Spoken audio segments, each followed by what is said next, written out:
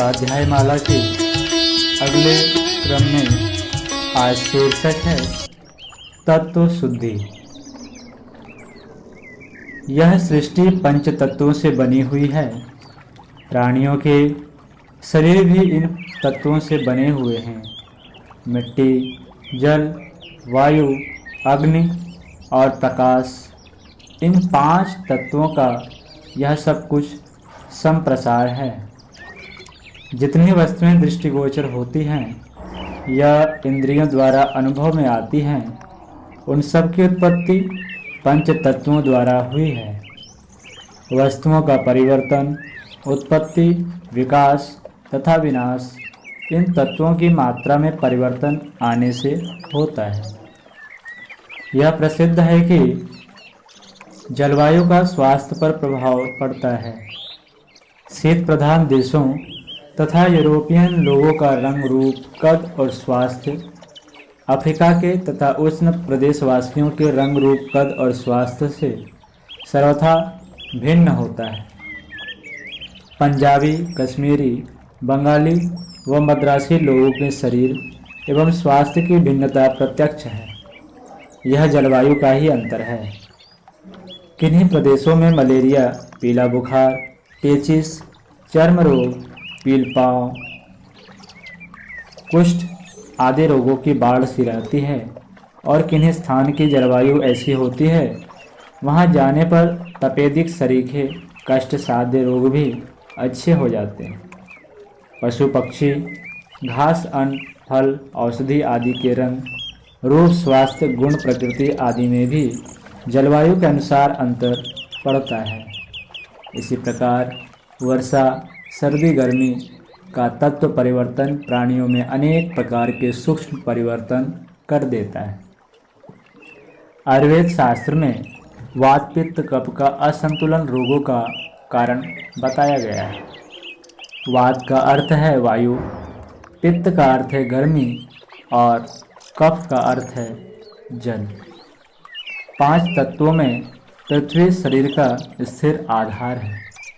मिट्टी से ही शरीर बना है और जला देने या गाड़ देने पर केवल मिट्टी के रूप में ही इसका अस्तित्व रह जाता है।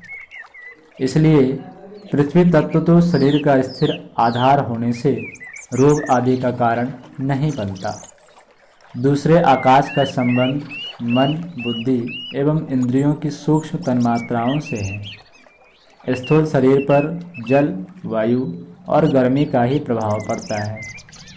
उन्हीं प्रभावों के आधार पर रोग एवं स्वास्थ्य बहुत कुछ निर्भर रहते हैं।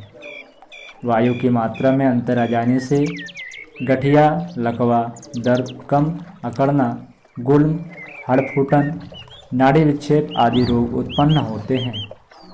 इस तत्व के विकास से फोड़े फुंसी, चेचक, ज्वर, रक्तपीत, हैजा, दस्त, क्षय, श्वास, उपदंश, रक्त विकार आदि बढ़ते हैं। जल तत्व की गड़बड़ी से जलोदर, पेचिश, संग्रहणी, बहुमूत्र, प्रमेह, स्वप्नदोष, सोम, प्रदर्भ, जुकाम, खांसी आदि रोग पैदा होते हैं। अग्नि की मात्रा कम हो तो शीत, जुकाम, अकड़न, अपच और शिथिलता सरीखे रोग उठ खड़े होते हैं। इसी प्रकार अन्य तत्वों का घटना बढ़ना अनेक रोग उत्पन्न करता है। आयुर्वेद के मत से विशेष प्रभावशाली, गतिशील, सक्रिय एवं स्थूल शरीर को स्थिर करने वाले कफ, वात, पित्त अर्थात जलवायु गर्मी ही है। दैनिक जीवन में जो उतार चढ़ाव होते रहते हैं उनमें ये 3 ही प्रधान कारण होते हैं। फिर भी शेष 2 तत्व पृथ्वी और आकाश शरीर पर स्थिर रूप में काफ़ी प्रभाव डालते हैं।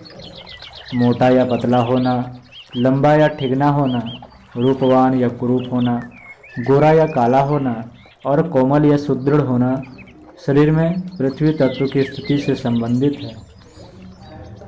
इसी प्रकार चतुरता, मूर्खता, सदाचार, दुराचार, नीचता, महानता, तीव्र बुद्धि, दूरदर्शिता, खिन्नता, प्रसन्नता एवं गुणकन स्वभाव, इच्छा, आकांक्षा, भावना, आदर्श, लक्ष्य आदि बातें इस बात पर निर्भर रहती है कि आकाश तत्व की स्थिति क्या है।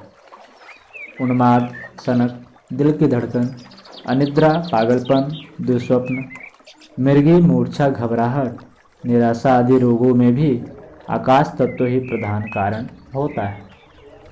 रसोई का स्वादिष्ट तथा लाभदायक होना इस बात पर निर्भर है कि उसमें पड़ने वाली चीज़ें नियत मात्रा में हो। चावल, दलिया, दाल, हलवा, रोटी आदि में अग्नि की प्रयोग कम रहे या अधिक हो जाए तो वह खाने लायक न होगी। इसी प्रकार पानी, नमक, चीनी, घी आदि की मात्रा बहुत कम या अधिक हो जाए तो भोजन का स्वाद, गुण तथा रूप बिगड़ जाएगा। यही दशा शरीर की है। तत्वों की मात्रा में गड़बड़ी पड़ जाने से स्वास्थ्य में निश्चित रूप से खराबी आ जाती है। जलवायु, सर्दी गर्मी ऋतु प्रभाव के कारण रोगी मनुष्य निरोग और निरोग रोगी बन जाता है। योग साधकों में जान लेना चाहिए कि पंच तत्वों से बने शरीर को सुरक्षित रखने का आधार यह है कि देह में सभी तत्व स्थिर मात्रा में रहे।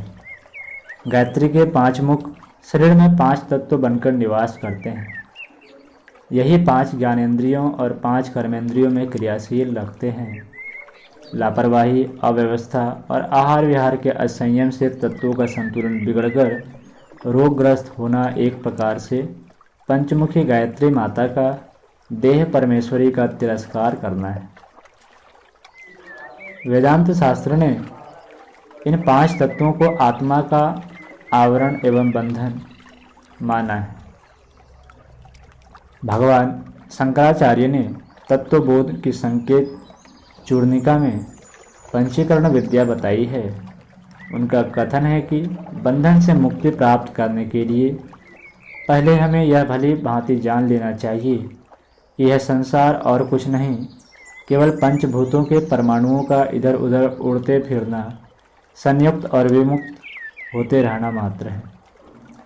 जैसे वायु से प्रेरित बादल इधर उधर उड़ते हैं तो उसके संयोग वियोग से आकाश में पर्वत, रीछ, सींग, पक्षी, वृक्ष व गुफा जैसे नाना प्रकार के कुतूहलपूर्ण चित्र क्षण क्षण में बनते और बिगड़ते रहते हैं। उसी प्रकार इस संसार में नाना प्रकार के निर्माण, विकास और ध्वंस होते रहते हैं। जैसे बादलों से बनने वाले चित्र मिथ्या है, भ्रम है, भुलावा है, वैसे ही संसार माया, भ्रम या स्वप्न है। यह 5 भूतों के उड़ने फिरने का खेल मात्र है। इसलिए उसे लीलाधर की लीला, नटवर की कला या माया बताया गया है। कई अदूरदर्शी व्यक्ति संसार स्वप्न है यह सुनते ही आग बबूला हो जाते हैं और वेदांत शास्त्र पर यह आरोप लगाते हैं कि इन विचारों के द्वारा लोगों में अकर्मण्यता, निराशा, निरुत्साह व अनिच्छा पैदा होगी और सांसारिक उन्नति की महत्वाकांक्षा स्थिर हो जाने से हमारा समाज या राष्ट्र पिछड़ा रह जाएगा। यह आक्षेप बहुत ही उथला और अविवेकपूर्ण है। वेदांत विरोधी इतना तो जानते ही हैं कि हमें मरना है और मरने पर कोई भी वस्तु साथ नहीं जाती। इतनी जानकारी होते हुए भी वे सांसारिक उन्नति को छोड़ते नहीं। स्वप्न में भी सब काम होते रहते हैं। समाज का निर्माण ही ऐसे ढंग से हुआ है। उसमें पेट की, इंद्रियों की व मन की क्षुधाएँ इतनी प्रबल लगा दी गई है कि बिना कर्तव्य परायण हुए कोई प्राणी क्षण भर भी चैन से नहीं बैठ सकता। निष्क्रिय व्यक्ति के लिए तो जीवन धारण किए रहना भी असंभव है। वेदांत के संसार की दार्शनिक विवेचना करते हुए उसे पंचभूतों का अस्थिर परमाणु पुंज स्वप्न बताया है। तो इसका फलितार्थ यह होना चाहिए कि हम आत्मिक लाभ के लिए ही सांसारिक वस्तुओं का उपार्जन एवं उपयोग करें। वस्तुओं की मोहकता पर आसक्त होकर उनके संचय एवं अनियंत्रित भोगों की मृत तृष्णा से अपने आत्मिक हितों का बलिदान न करें। कर्तव्यरत रहना तो शरीर का स्वाभाविक धर्म है। इसे त्यागना किसी भी जीवित व्यक्ति के लिए संभव नहीं। वेदांत की यह शिक्षा कि यह संसार पंचभूतों की क्रियास्थली मात्र है पूर्णतः विज्ञान सम्मत। दार्शनिकों की भांति वैज्ञानिक भी यही बताते हैं कि अणु परमाणुओं के द्रुत गति से परिभ्रमण करने के कारण संसार की गतिशीलता है और पंच तत्वों से बने हुए 96 जाति के परमाणु ही संसार की वस्तुओं, देहों, योनियों के उत्पादन एवं विनाश के हेतु हैं। पंचीकरण विद्या के अनुसार साधक जब भली प्रकार यह बात हृदयंगम कर लेता है कि यह संसार उड़ते हुए परमाणुओं के संयोग वियोग से क्षण क्षण में बनने बिगड़ने वाली चित्रावली मात्र है, तो उसका दृष्टिकोण भौतिक न रहकर आत्मिक हो जाता है। वह वस्तुओं का अनावश्यक मोह न करके उन बुराइयों से बच जाता है जो लोभ और मोह को भड़काकर नाना प्रकार के पाप, तृष्णा, द्वेष, चिंता, शोक और अभावजन्य क्लेशों से जीवन को नारकीय बनाए हुए है। देह या मन को अपना मानने का कोई कारण नहीं। यह जड़ परिवर्तनशील देह भी संसार के अन्य पदार्थों की भांति ही पंच भौतिक है। इसलिए इसको अपने उपयोग की वस्तु, औजार या सवारी समझकर आनंदमयी जीवन यात्रा के लिए प्रयुक्त तो करना चाहिए, पर देह या मन के अनावश्यक तृष्णाओं के पीछे आत्मा को परेशान नहीं करना चाहिए। इस मान्यता को हृदयंगम कराने के लिए शरीर का विश्लेषण करते हुए तत्वबोध में बताया गया है कि किस तत्व से शरीर का कौन सा भाग बनता है। पृथ्वी तत्व की प्रधानता से अस्थि, मांस, त्वचा, नाड़ी, रोम आदि भारी पदार्थ बने हैं। जल की प्रधानता से मूत्र, कफ, रक्त, शुक्र आदि हुआ करते हैं। तात्पर्य यह है कि शरीर में जो कुछ अंग प्रत्यंग पदार्थ तथा प्रेरणाएं हैं वे पंच तत्वों के आधार पर हैं। जब इस प्रपंच रूप संसार और पंचावरण शरीर में से अहम की मान्यता हटाकर विश्वव्यापी चैतन्य आत्मा में अपने को परिव्याप्त मान लिया जाता है तो वह परिपूर्ण मान्यता ही मुक्ति बन जाती है। शरीर और संसार की पंचभौतिक सत्ता को प्रपंच शब्द से संबोधित किया गया है और वेदांत शास्त्र में योग साधना का आदर्श है कि मैं और मेरा द्वैत छोड़कर केवल मैं का अद्वैत सीखो। विश्व में जो कुछ है वह मैं आत्मा हूँ, मुझसे भिन्न कुछ नहीं। यह मान्यता अद्वैत ब्रह्म को प्राप्त करा देती है।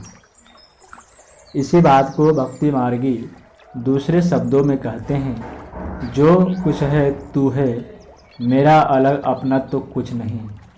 दोनों ही मान्यताएं बिल्कुल एक है। भक्ति मार्ग और वेदांत में शब्दों के फेर के अतिरिक्त वस्तुतः कुछ अंतर नहीं है। अन्नमय कोश के परिवार्जन के लिए तीसरा उपाय तत्व शुद्धि है।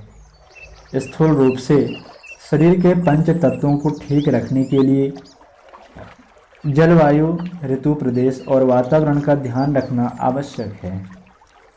सूक्ष्म रूप से पंचीकरण विद्या के अनुसार तत्व ज्ञान प्राप्त करके आत्म तत्व और अनात्म तत्व के अंतर को समझते हुए प्रपंच से छुटकारा पाना चाहिए। तत्व शुद्धि के लिए दोनों ही पहलू महत्वपूर्ण हैं। जिसे अपना अन्नमय कोश ठीक रखना है उसे व्यवहारिक जीवन में पंच तत्वों के शुद्धि संबंधी बातों का भी विशेष ध्यान रखना चाहिए। पहला, जल तत्व। जल से शरीर और वस्तुओं की शुद्धि बराबर करता रहे। स्नान करने का उद्देश्य केवल मैल छुड़ाना नहीं, वरन पानी में रहने वाली विषिवा नामक विद्युत से देह को सतेज करना एवं ऑक्सीजन, नाइट्रोजन आदि बहुमूल्य तत्वों से शरीर को सींचना भी है। सवेरे शौच जाने से 20-30 मिनट पूर्व एक गिलास पानी पीना चाहिए, जिससे रात का अपच धुल जाए और शौच साफ हो जाए। पानी को सदा घूंट घूंट कर धीरे धीरे दूध की तरह पीना चाहिए। हर घूंट के साथ यह भावना करते जाना चाहिए कि इस अमृत तुल्य जल में जो शीतलता, मधुरता और शक्ति भरी हुई है, उसे खींचकर मैं अपने शरीर में धारण कर रहा हूँ। इस भावना के साथ पिया हुआ पानी दूध के समान गुणकारक होता है। जिन स्थानों का पानी भारी, खारी, तैलीय, उथला, तालाबों का तथा हानिकारक हो, वहाँ रहने पर अन्न में कोष में विकार पैदा होता है। कई स्थानों में पानी ऐसा होता है कि वहाँ खील पाँव, नासूर, जलोदर, कुष्ठ, खुजली, मलेरिया, जुए, मच्छर आदि का बहुत प्रसार होता है। ऐसे स्थानों को छोड़कर स्वस्थ, हल्के व सुपाच्य जल के समीप अपना निवास रखना चाहिए। धनी लोग दूर स्थानों से भी अपने लिए उत्तम जल मंगा सकते हैं। कभी कभी एनिमा द्वारा पेट चढ़ाकर आंतों की सफाई कर लेनी चाहिए। इससे संचित मलों से उत्पन्न विष पेट में से निकल जाते हैं और चित्त बड़ा हल्का हो जाता है। प्राचीन काल में वस्त्र क्रिया योग का आवश्यक अंग थी। अब एनिमा यंत्र द्वारा यह क्रिया सुगम हो गई है। जल चिकित्सा पद्धति रोग निवारण एवं स्वास्थ्य संवर्धन के लिए बड़ी उपयुक्त है। डॉक्टर लुईकने ने इस विज्ञान पर स्वतंत्र ग्रंथ लिखे हैं। उनकी बताई पद्धति से किए गए कटी स्नान, मेहन स्नान, मेरुदंड स्नान, गीली चादर लपेटना, कपड़े का पलस्तर आदि से रोग निवारण में बड़ी सहायता मिलती है। अगला तत्व है अग्नि तत्व। सूर्य के प्रकाश के अधिक संपर्क में रहने का प्रयत्न करना चाहिए। घर की सभी खिड़कियां खुली रहनी चाहिए ताकि धूप और हवा खूब आती रहे। सवेरे की धूप नंगे सिर पर लेने का प्रयत्न करना चाहिए। सूर्य ताप से तपाए हुए जल का उपयोग करना व भीगे बदन पर धूप लेना उपयोगी है। वर्षा ऋतु में बिजली का बहुत जोर रहता है। बादलों के जल के कारण आकाश में बिजली चमकती है। इलेक्ट्रिसिटी के तारों में भी वर्षा ऋतु में बड़ी तेजी रहती है। पानी में बिजली की गर्मी को खींचने की विशेष शक्ति है। इसलिए शरीर को तौलिए से पोंछने के बाद नम शरीर से ही नंगे बदन सूर्य नारायण के सामने जाकर अर्घ्य देना चाहिए। नदी, तालाब या नहर पास में हो तो कमर तक जल में खड़े होकर अर्घ्य देना चाहिए। अर्घ्य लोटे से भी दिया जा सकता है और अंजलि से भी, जैसी सुविधा हो कर लेना चाहिए। सूर्य के दर्शन के पश्चात नेत्र बंद करके उनका ध्यान करना चाहिए और मन ही मन यह भावना दोहरानी चाहिए। भगवान सूर्य नारायण का तेज मेरे शरीर में प्रवेश करके नस नस को दीप्तिमान, सतेज और प्रफुल्लित कर रहा है और मेरे अंग प्रत्यंग में स्फूर्ति उत्पन्न हो रही है। स्नान के बाद इस क्रिया को नित्य करना चाहिए। सूर्य की सप्त किरणें अल्ट्रावायलेट और अल्फा वायलेट स्वास्थ्य के लिए बड़ी उपयोगी साबित हुई है। वे जल के साथ धूप का मिश्रण होने से खींची जाती है।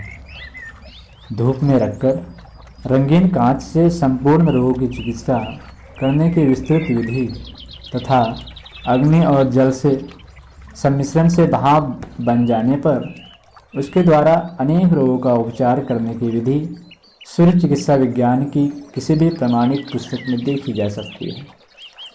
रविवार को उपवास रखना सूर्य की तेजस्विता एवं बलदायिनी शक्ति का आवाहन है।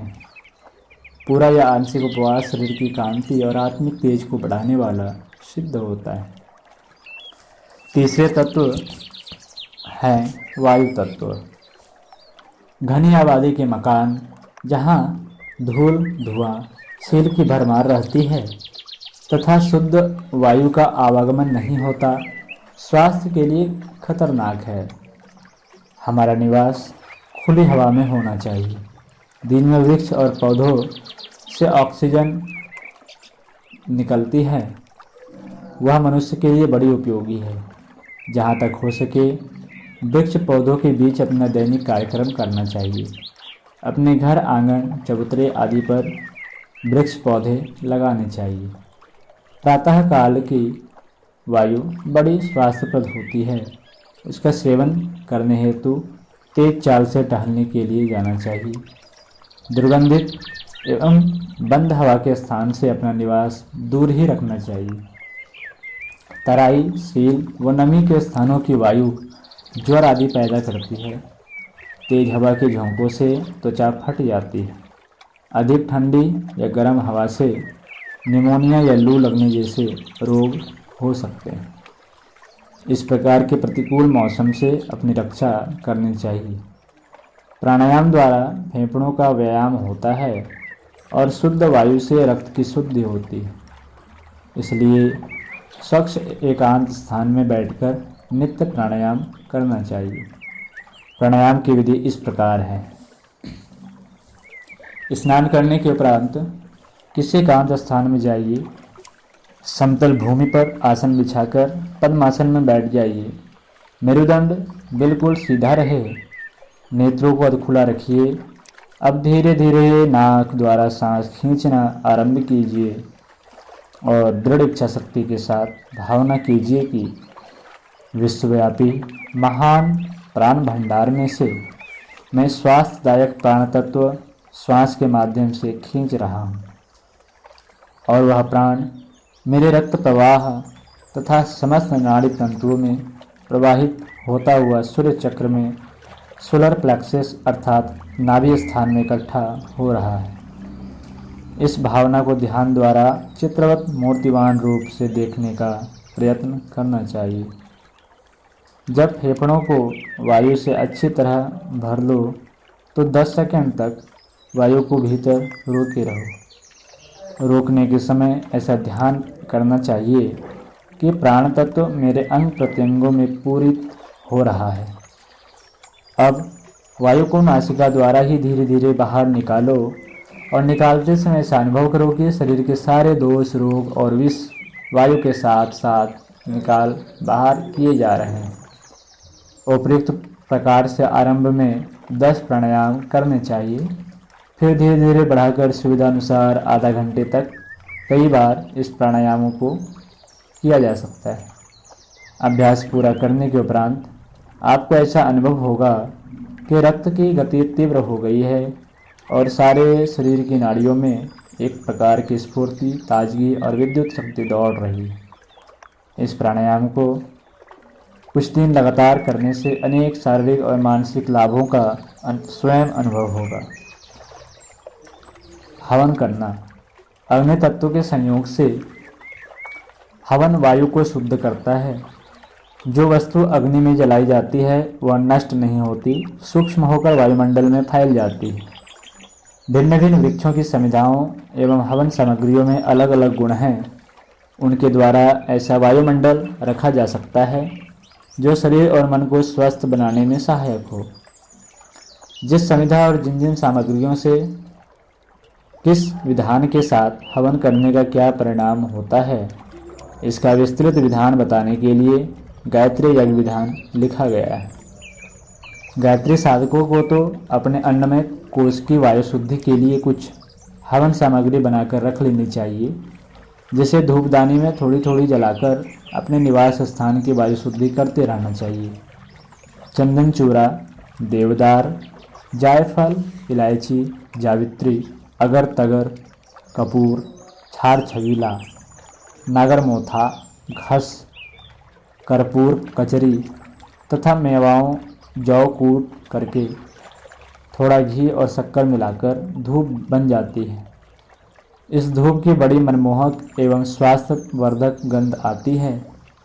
बाजार से भी कोई अच्छी अगरबत्ती या धूप बत्ती लेकर काम चलाया जा सकता है। साधना काल में सुगंध की ऐसी व्यवस्था कर लेना उत्तम है। श्वास मुंह से नहीं, सदा नाक से ही लेनी चाहिए। कपड़े से मुंह ढककर नहीं सोना चाहिए और किसी के मुंह के इतना पास नहीं सोना चाहिए कि उसका छोड़ा हुआ श्वास आपके भीतर जाए। धूल, धुआं और दुर्गंध भरी शुद्ध वायु से सदा बचना चाहिए। चौथा तत्व है पृथ्वी तत्व। शुद्ध मिट्टी में विष निवारण की अद्भुत शक्ति होती है।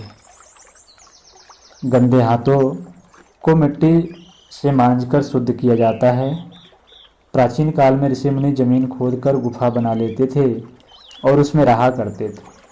इससे उनके स्वास्थ्य पर बड़ा अच्छा असर पड़ता था। मिट्टी उनके शरीर के दूसरे विकारों को खींच लेती थी। साथ ही भूमि से निकलने वाली वाष्प द्वारा देह का पोषण भी होता रहता था। समाधि लगाने के लिए गुफाएं उपयुक्त स्थान समझी जाती है, क्योंकि चारों ओर मिट्टी से घिरी होने के कारण शरीर को श्वास द्वारा ही बहुत सा आहार प्राप्त हो जाता है और कई दिन तक भोजन की आवश्यकता नहीं पड़ती या कम भोजन से काम चल जाता है। छोटे बालक जो प्रकृति के अधिक समीप हैं, पृथ्वी के महत्व को जानते हैं, वे भूमि पर खेलना व लेटना गद्दे तकियों की अपेक्षा अधिक पसंद करते हैं। पशुओं को देखिए, वे अपनी थकान मिटाने के लिए जमीन पर लोट लगाते हैं और लोट पोट कर पृथ्वी की पोषण शक्ति से फिर ताजगी प्राप्त कर लेते हैं। तीर्थ यात्रा एवं धर्म कार्यों के लिए नंगे पैरों चलने का विधान है। तपस्वी लोग भूमि पर शयन करते हैं। इन प्रथाओं का उद्देश्य धर्म साधनाओं के नाम पर पृथ्वी की पोषक शक्ति द्वारा साधकों को लाभान्वित करना ही है। पक्के मकानों की अपेक्षा मिट्टी की झोपड़ों में रहने वालों सदा अधिक स्वस्थ रहते हैं। मिट्टी के उपयोग द्वारा स्वास्थ्य सुधार में हमें बहुत सहायता मिलती है। निर्दोष पवित्र भूमि पर नंगे पांव टहलना चाहिए। जहाँ छोटी छोटी हरी घास उग रही हो, वहाँ टहलना तो और भी अच्छा है। पहलवान लोग, चाहे वे अमीर ही क्यों न हो, रुई के गद्दे पर कसरत करने की अपेक्षा मुलायम मिट्टी के अखाड़ों में ही व्यायाम करते हैं, ताकि मिट्टी के अमूल्य गुणों का लाभ उनके शरीर को प्राप्त हो। साबुन के स्थान पर पोतनी या मुल्तानी मिट्टी का उपयोग भी किया जा सकता है। यह मैल को दूर करेगी, विष को खींचेगी और त्वचा को कोमल, ताज़ा, चमकीला और प्रफुल्लित कर देगी। मिट्टी शरीर पर लगाकर स्नान करना एक अच्छा उपटन है। गर्मी के दिनों में उठने वाली घमौरियाँ और फुंसियाँ दूर हो जाती है। सिर के बालों को मुल्तानी मिट्टी से धोने का रिवाज अभी तक मौजूद है। इससे सिर का मैल दूर हो जाता है, खुरंड जमने बंद हो जाते हैं, बाल काले, मुलायम एवं चिकने रहते हैं तथा मस्तिष्क में बड़ी तरावट पहुँचती। हाथ साफ करने और बर्तन मांजने के लिए मिट्टी से अच्छी और कोई चीज़ नहीं है। फोड़े फुंसी, दांत खाज, गठिया, जहरीले जानवरों के काटने, सूजन, जख्म, गिल्टी, नासूर, दुखती हुई आँखों, कुष्ठ, उपदंश, रक्त विकार आदि रोगों पर गीली मिट्टी बांधने से आश्चर्यजनक लाभ होता है। डॉक्टर लुईकने ने अपनी जल चिकित्सा में मिट्टी की पट्टी के अनेक उपचार लिखे हैं। चूल्हे की जली हुई मिट्टी से दांत मांजने, नाक के रोगों में मिट्टी के ढेले पर पानी डालकर सूंघने, लू लगने पर पैरों के ऊपर मिट्टी थोप लगाने लेने की विधि से सब लोग परिचित हैं। किसी स्थान पर बहुत समय तक मलमूत्र डालते रहें तो डालना बंद कर देने के बाद भी बहुत समय तक वहाँ दुर्गंध आती रहती है। कारण यह है कि भूमि में जो शोषण शक्ति है वह पदार्थों को सोख लेती है और उनका प्रभाव बहुत समय तक अपने अंदर धारण किए रहती है। पृथ्वी की सूक्ष्म शक्ति लोगों के सूक्ष्म विचारों और गुणों को सोखकर अपने में धारण कर लेती है। जिन स्थानों पर हत्या, व्यभिचार, जुआ आदि दुष्कर्म होते हैं, उन स्थानों का वातावरण ऐसे घातक हो जाता है कि वहां जाने वालों पर उनका प्रभाव पड़े बिना नहीं रहता। शमशान भूमि, जहां अनेक मृत शरीर नष्ट हो जाते हैं, अपने में एक भयंकरता छिपाए बैठी रहती है। वहां जाने पर एक विलक्षण प्रभाव मनुष्य पर पड़ता है। अनेक तांत्रिक साधनाएं तो ऐसी है जिनके लिए मात्र मरघट का वातावरण ही उपयुक्त होता है। भूमिगत प्रभाव से गायत्री साधकों को लाभ उठाना चाहिए।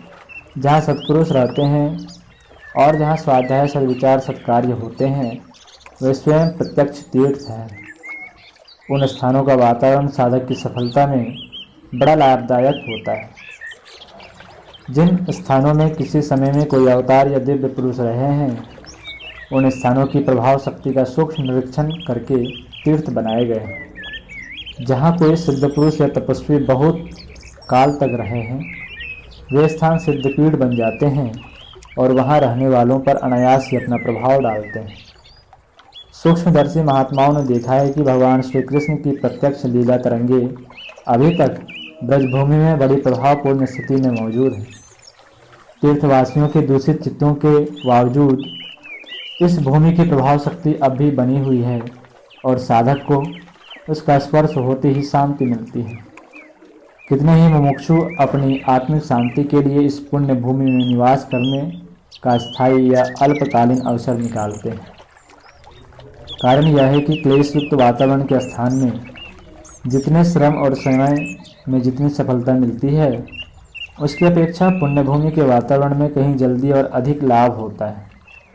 तीर्थ स्थानों में नंगे पैर भ्रमण करने का भी महात्म्य इसलिए है कि उन स्थानों को पुण्य तरंगे अपने शरीर से स्पर्श करके आत्म शांति का हेतु बने। पृथ्वी तत्व के शोधन में प्रतिदिन प्रातःकाल नंगे पैरों टहलने से पैर और पृथ्वी का संयोग होता है। उससे पैरों के द्वारा शरीर के विष खींचकर जमीन में चले जाते हैं और ब्रह्म मुहूर्त में जो अनेक आश्चर्यजनक गुणों से युक्त वायु पृथ्वी में से निकलते हैं, उसको शरीर सोख लेता है। प्रातःकाल के समय का यह लाभ और किसी समय में प्राप्त नहीं हो सकता। अन्य समयों में तो पृथ्वी से हानिकारक वायु भी निकलती है, जिससे बचने के लिए जूता आदि पहनने की जरूरत होती है। प्रातःकाल नंगे पैर टहलने के लिए कोई स्वच्छ जगह तलाश करनी चाहिए। हरी घास भी वहाँ हो तो और भी अच्छा। घास के ऊपर जमी हुई नमी पैरों को ठंडा करती है। वह ठंडक मस्तिष्क तक पहुँचती है। किसी बगीचे, पार्क, खेल या अन्य ऐसे ही साफ स्थान में प्रतिदिन नंगे पांव कम से कम आधा घंटा नित्य टहलना चाहिए। साथ ही यह भावना करते चलना चाहिए, पृथ्वी की जीवनी शक्ति को मैं पैरों द्वारा खींचकर अपने शरीर में भर रहा हूँ और मेरे शरीर के विषयों को पृथ्वी खींचकर मुझे निर्मल बना रही है। यह भावना जितनी ही बलवती होगी, उतना ही लाभ अधिक होगा। हफ्ते में 1-2 बार स्वच्छ भुरभुरी पीली मिट्टी या शुद्ध बालू लेकर उसे पानी से गीली करके शरीर पर साबुन की तरह मलनी चाहिए। कुछ देर तक उस मिट्टी को शरीर पर लगी रहने देना चाहिए। बाद में स्वच्छ पानी से स्नान करके मिट्टी को पूरी तरह से छुड़ा देना चाहिए। इस मृत्तिका स्नान से शरीर के भीतरी और चमड़े के विष खींच जाते हैं और त्वचा कोमल एवं चमकदार बन जाती है। अगली तत्व है आकाश तत्व। आकाश तत्व पिछले 4 तत्वों की अपेक्षा अधिक सूक्ष्म होने से अधिक शक्तिशाली है। विश्वव्यापी पोल में शून्य आकाश में एक शक्ति तत्व भरा हुआ है, जिसे अंग्रेजी में ईथर कहते हैं। पोले स्थान को खाली नहीं समझना चाहिए। वह वायु के सूक्ष्म होने के कारण प्रत्यक्ष रूप से अनुभव नहीं होता, तो भी इसका अस्तित्व पूर्णतः प्रमाणित है। रेडियो द्वारा गायन, समाचार, भाषण आदि हम सुनते हैं। वे ईथर में प्रकाश तत्व में तरंगों के रूप में आते हैं, जिसे पानी में ढेला फेंक देने पर उसकी लहरें बनती है। इसी प्रकार ईथर अर्थात आकाश में शब्दों की तरंगें पैदा होती है और पलक मारते विश्व भर में फैल जाती है। इसी विज्ञान के आधार पर रेडियो यंत्र का आविष्कार हुआ है। एक स्थान पर शब्द तरंगों के साथ बिजली की शक्ति मिलाकर उन्हें अधिक बलवती करके प्रभावित कर दिया जाता है। अन्य स्थानों पर जहां रेडियो यंत्र लगे हैं, आकाश में बहने वाली उन तरंगों को पकड़ लिया जाता है और प्रेषित संदेश सुनाई देने लगते हैं। वाणी 4 प्रकार की होती है। पहला वैखरी, अर्थात जो मुंह से बोली और कानों से सुनी जाती है, इसे शब्द कहते हैं। दूसरा मध्यमा, अर्थात जो संकेतों से, मुखाकृति और भावभंगी नेत्रों से कही जाती है, इसे भाव कहते हैं।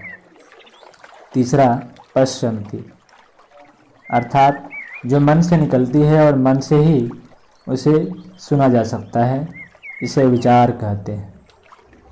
चौथा, परा, अर्थात यह आकांक्षा, इच्छा, निश्चय, प्रेरणा, शाप, वरदान आदि के रूप में अंतःकरण से निकलती है, इसे संकल्प कहते हैं। ये चारों ही वाणियाँ आकाश में तरंग रूप में प्रवाहित होती है। जो व्यक्ति जितना ही प्रभावशाली है, उसके शब्द, भाव, विचार और संकल्प आकाश में उतने ही प्रबल होकर प्रवाहित होते हैं। आकाश में असंख्य प्रकृति के असंख्य व्यक्तियों द्वारा असंख्य प्रकार की स्थूल एवं सूक्ष्म शब्दावली प्रेषित होती रहती है। हमारा अपना मन जिस केंद्र पर स्थिर होता है, उसी जाति के असंख्य प्रकार के विचार हमारे मस्तिष्क में धस जाते हैं और अदृश्य रूप से उन अपने पूर्व निर्धारित विचारों की पुष्टि करना आरंभ कर देते हैं।